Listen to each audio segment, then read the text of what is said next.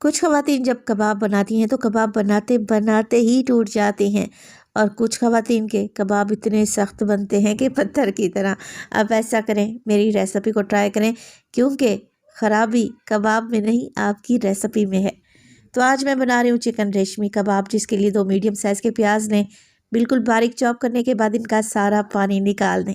1 tablespoon अदरक और लहसुन का पेस्ट और 2 टेबलस्पून हरी मिर्चों को मैंने बारीक चॉप करके रखा हुआ है।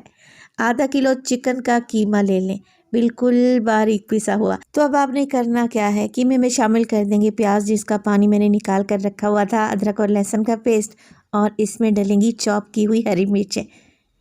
इसके अलावा डलेगा ढेर सारा बारीक कटा हुआ हरा धनिया। मिर्च मसालों में सबसे पहले तो मैं शामिल कर रही हूँ नमक 1 टीस्पून, साबित सफ़ेद ज़ीरा half table spoon, 1 table spoon पिसा हुआ धनिया, हाफ़ टेबल स्पून पिसा हुआ गरम मसाला और हाफ़ टी स्पून काली मिर्च का पाउडर।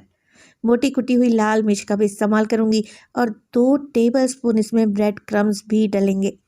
1 टेबल स्पून घी या फिर मक्खन डालें, कबाब इससे सुपर सॉफ्ट बनेंगे।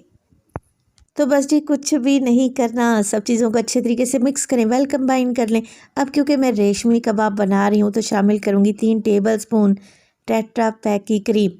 अगर क्रीम नहीं है आप लोगों के पास तो आप ऐसा करें, घर वाली बालाई ले लें, मगर बालाई गाढ़ी होनी चाहिए और एकदम फ्रेश रहनी चाहिए।